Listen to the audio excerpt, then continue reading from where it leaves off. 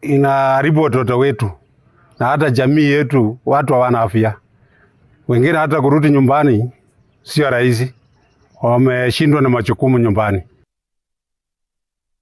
Mount Elgon Member of Parliament Fred Kapondi has strongly criticized his Bumula counterpart Jack Wamboka, accusing him of introducing tribal politics into discussions on national development projects. Kapondi dismissed Wamboka's claims that 5 road projects constructed in Mount Elgon were awarded because of social ties between the Sabaot community and President William Ruto, terming the remarks misleading and divisive.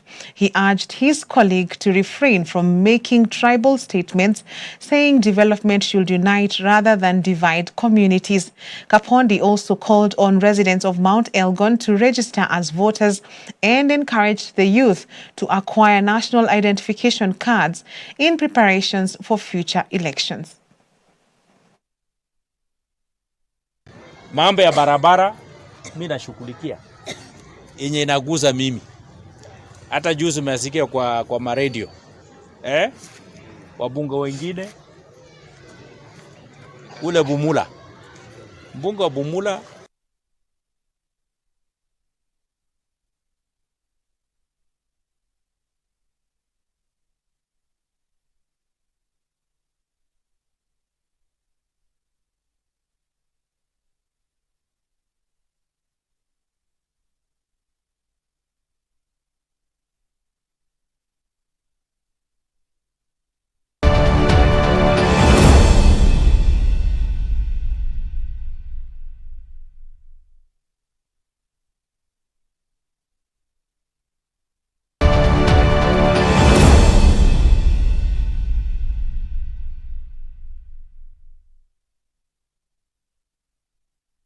Get ready for an unforgettable worship experience. Hakuja kuwa, hakutakuwa.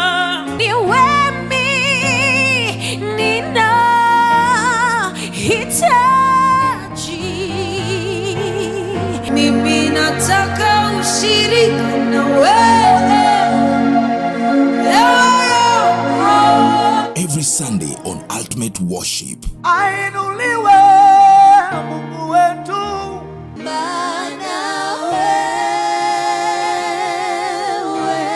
Where we bring you live music, powerful praise, and anointed gospel ministers and bands. Nashangilia Mwokozi.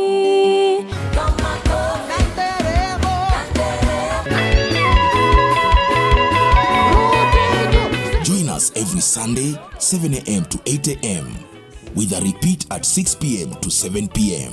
Everywhere I go, I see you right there. It's not just music, it's worship unleashed. It's ultimate worship. You're too faithful to fail me. Only on Hope TV, where you look and live.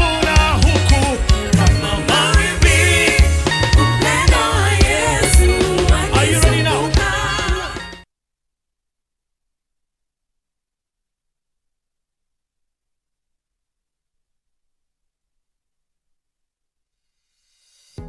Hello there, my name is Beatrice Nudi, a host on Hope at Dawn with George Gishuru. Thank you so very much for your support and your loyal viewership. How is the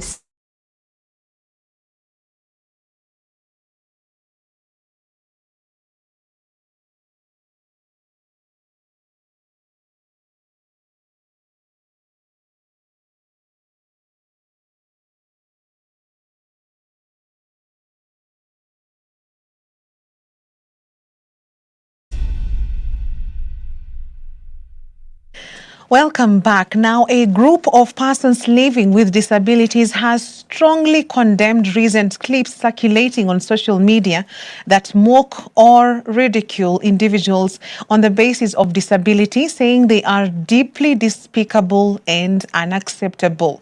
The group under the United Disabled Persons of Kenya, UDPK umbrella, have urged Kenyans to respect persons living with disabilities and support them as much as possible people instead of mocking them. Dickens Luvanda reports. Recent clips circulating on social media platforms of TikTok, Facebook, and X on the basis of disability have been condemned strongly. Kenya is moja. The United Disabled Persons of Kenya UDPK says such actions are not mere jokes or trend challenges, but rather perpetuate discrimination, stigma, and harmful stereotypes that continue to marginalize persons with disabilities and exclude them from full participation in the society, including political life. And today is a sad day to the community and to the disability space. We converge here to release a press following the ridicule and the mockery and the humiliation of persons with disability in media platforms.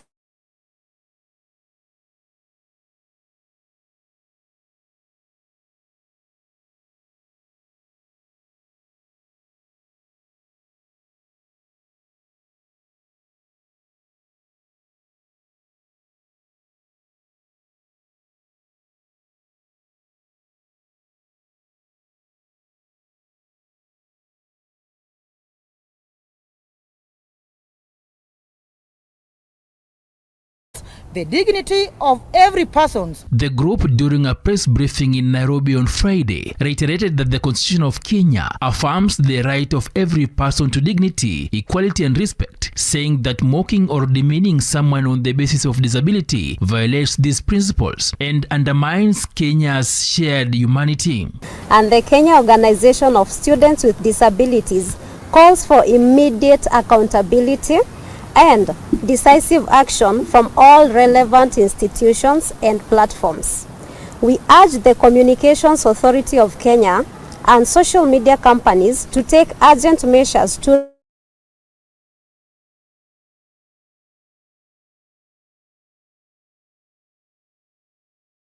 as a source of ridicule or entertainment. They have as well called on Kenyans to uphold the values of respect, dignity, and equality for all in an effort to challenge stigma and build a nation where persons with disabilities are recognized as equal and valued members of the community, and urge relevant government agencies to intervene and protect people living with disabilities from all sorts of ridicule, physically or digitally. Tunataka kuambia kila mtu, kila Mkenya, na tunasisitiza kwamba hiyo tabia ya Wakenya kwa kutumia mtandao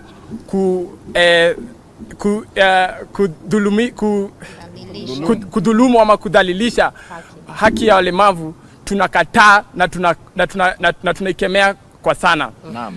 Hakuna mtu yoyote akona haki ya kudhulumisha walemavu, kwa sababu hawa ni watu ambao wakona haki kama binadamu wengine.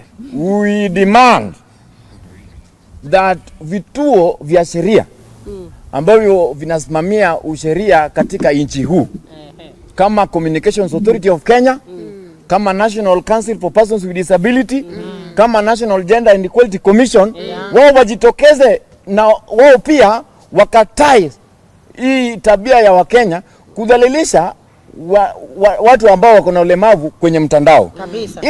Ile kitendo ambacho lilifanyikia Raila Junior alifai kutendeka.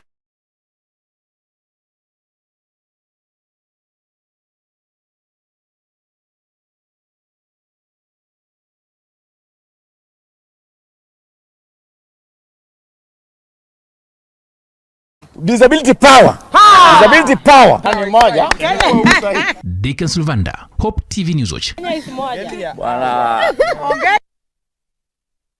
Much appreciated, Dickens Luvanda, for that report. Now, more than 1 million candidates across the country today took part in rehearsals for the Kenya Junior School Education Assessment. The rehearsals, held ahead of the official exam set to begin next week on Monday, are aimed to ensure candidates are familiar with exam procedures and centers are fully prepared for the national exercise. Education officials have assured the public that all necessary arrangements are in place to guarantee a smooth and credible assessment process across the country.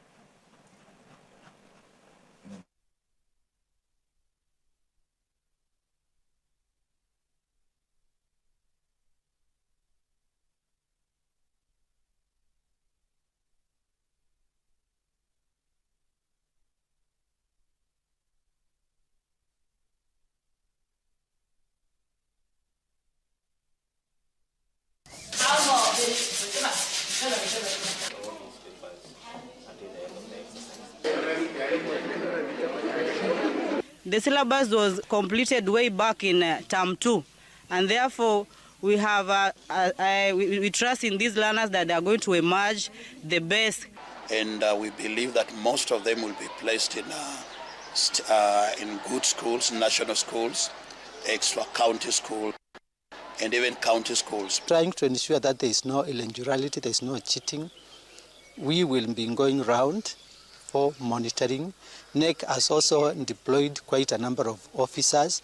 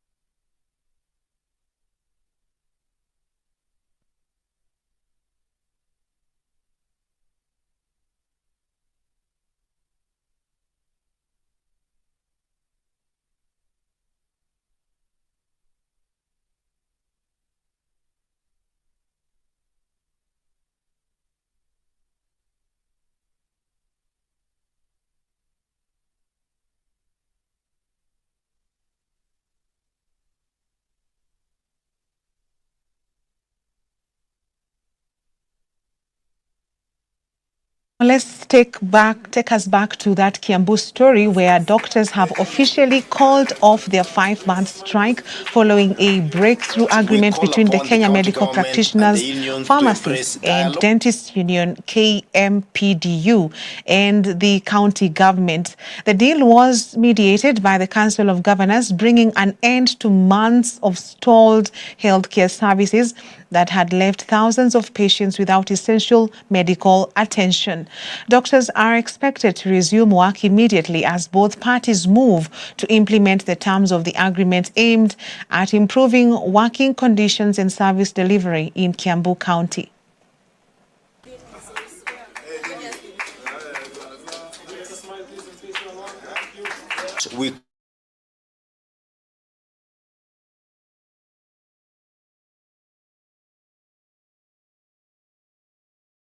Time possible so that the service delivery in the health sector is uninterrupted. I want to say that the strike that began on 26th of May 2025 that has now gone for over 150 days is hereby called off. Strike. I am so certain that not all doctors are within the locality, and therefore we are asking the doctors that given that it is weekend, they start traveling back and be resuming their jobs on Monday. We need to ensure that politics stay out of our hospital wards, politics stay out of our operating theaters, politics stay out of anything that is talking about the lives of Kenyans. There were stories about 136 babies dying, which is a fake, a very big fake. The owners of the data are here. As the lecturers' strike that has disrupted learning in public universities since September continues, Kiharu Member of Parliament Ndindi Nyoro has accused the government of defunding the education sector. Nyoro, who previously chaired the National Assembly Budget Committee, urged the government to address the stalemate urgently and honour the collective bargaining agreement signed with university lecturers to help restore normal learning. He also warned that continued underfunding has fueled the current wave of strikes across higher learning institutions. The lecturer strike has entered its second month with negotiations between the unions and the government yet to yield a breakthrough. And it seems the government has totally abdicated its duty because we do not see the urgency on the side of government when it comes to handling the strike that is coming in our universities. And it is very appalling. And to make the matter worse, we have seen in the recent past that the government has now started threatening Uwasu and Kudheiha Yet what they're asking for is the government to honor what the government has already signed in the past. And we are demanding and asking. The money that the lecturers are requesting and the members of is 7.9 billion Kenya shillings, which is covering up for several years. Now to Mount Elgon, where Member of Parliament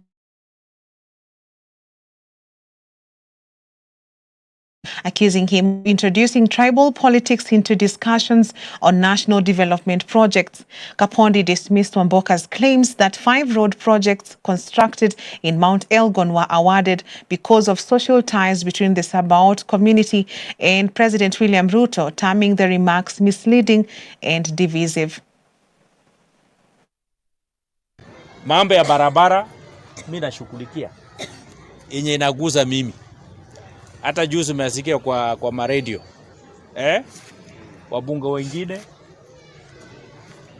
ule Bumula. Mbunge wa Bumula hana aibu, anafungua mdomo eti kwa sababu sisi Mount Elgon kupitia mimi tumefaulu kupata barabara mingi kushinda yeye. Anaanza kupiga nini? Nduru. Mwaka jana huko Bumula walipata barabara mingi kushinda mimi.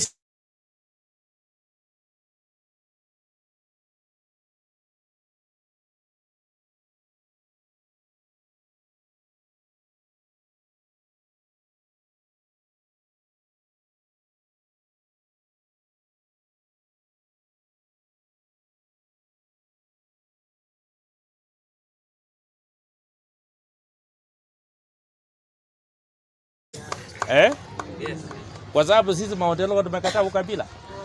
Asituambie ya kwamba pengine rais ametuona sisi vizuri ati kwa sababu watu wa Mount Elgon ni wakale. Sio ni ukabila.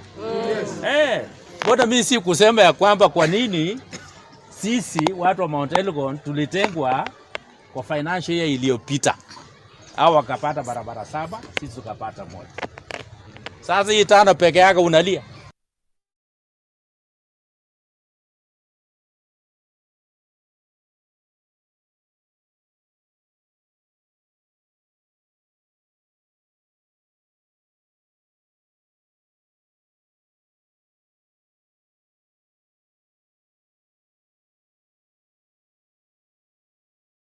We'd love to know how you're receiving us, how your reception is in terms of the quality of the video and the audio as well. So please scan this QR code and give us your feedback.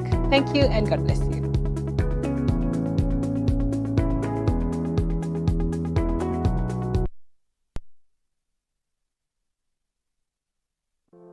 There's a world out there searching for hope, and you can help bring it home.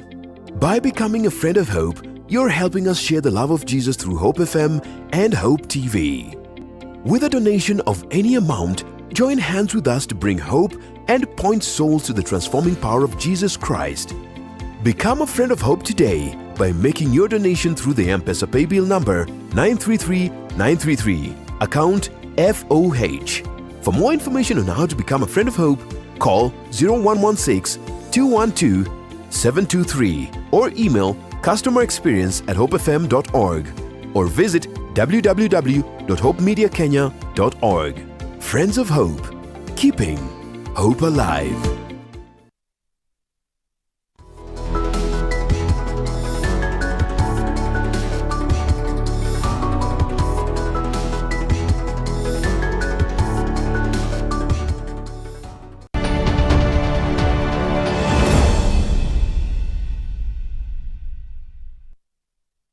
Welcome back in business. Kenya's banking sector has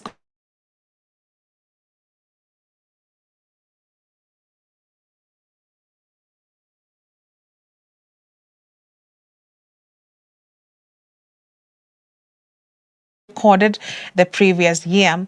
The figures are from the latest total tax contribution of the Kenya banking sector 2024, a report by the Kenya Bankers Association in partnership with PwC Kenya and the Kenya Revenue Authority. According to the report, the sector's contribution accounted for 8.09% of all government tax receipts, underscoring how heavily the economy relies on a relatively small pool of compliant taxpayers. Speaking at the report's launch, KRA chairperson Diritu Mureithi praised the sector's strong contribution, saying it remains vital to Kenya's economic stability and development. The report highlights not only the strength of Kenya's banking sector, but also its central role in supporting the country's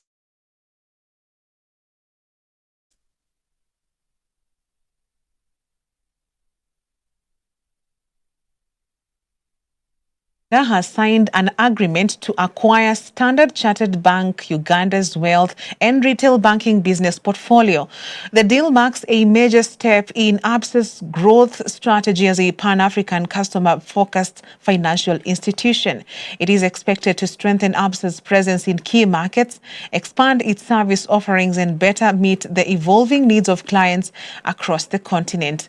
As part of the agreement, all Standard Chartered wealth and retail banking clients and staff will transition to ABSA. Both banks say they will be working together closely to ensure a smooth handover in the coming months. The transaction is still subject to once all conditions are met.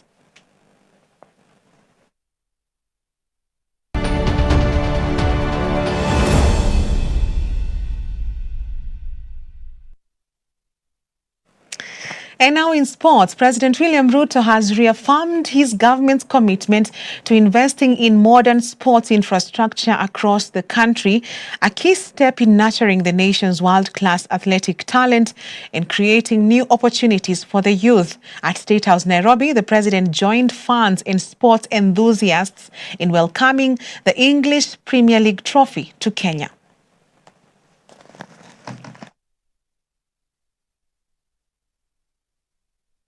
Kenya is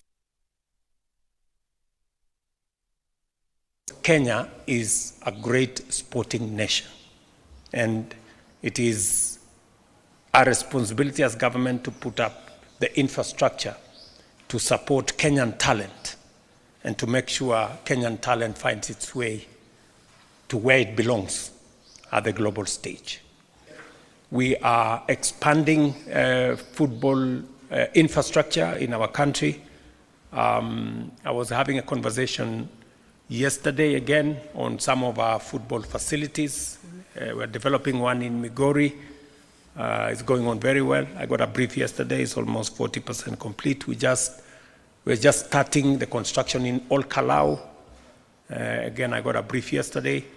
And we are looking at an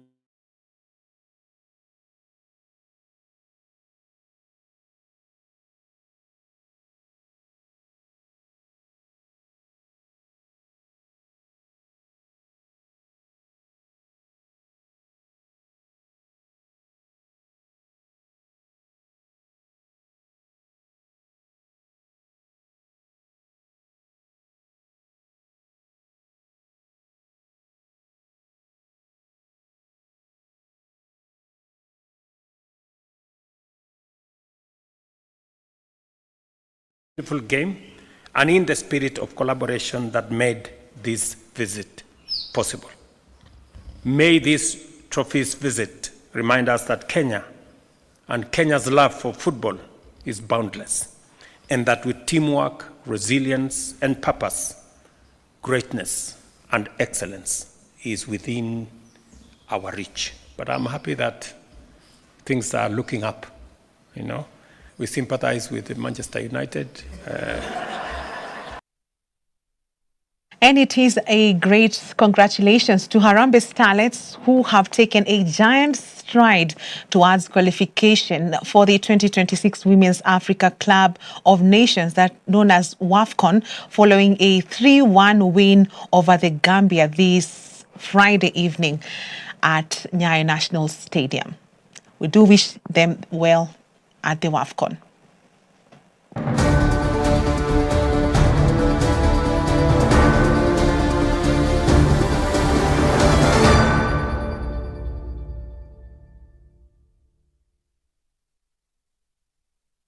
And on today's conundrum, the recent signing of 8 controversial bills into law by President William Ruto has sparked a heated national debate. The controversy is not only about the content of the laws themselves, but also about the timing and transparency of their enactment.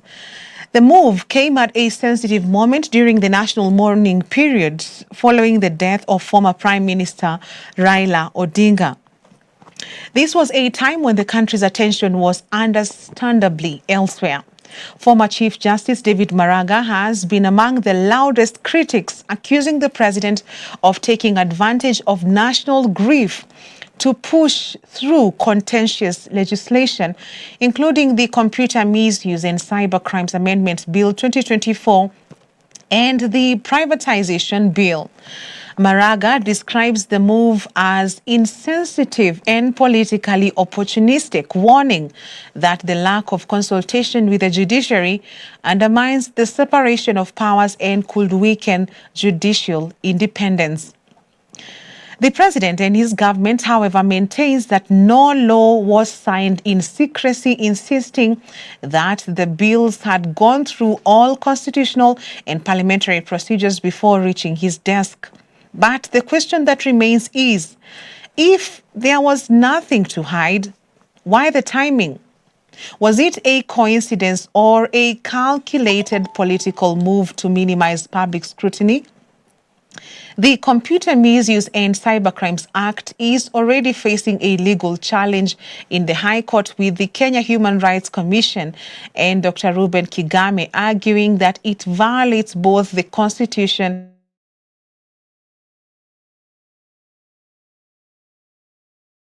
public assets could be transferred into private hands under questionable circumstances. Beyond the legal wrangling, this episode reveals a deeper concern. A growing perception that public participation and accountability are being eroded in the legislative process. If such high-impact laws can be enacted under the shadow of national mourning, what precedent does that set for future legislation? Whether or not the courts overturn these laws, one thing is clear. Kenyans are demanding greater transparency and consultation. It is now upon the government to restore public confidence, or as the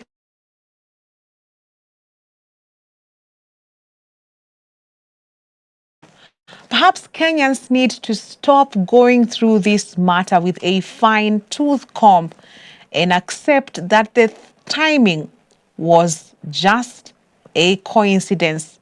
No harm was intended at all. And that is today's conundrum.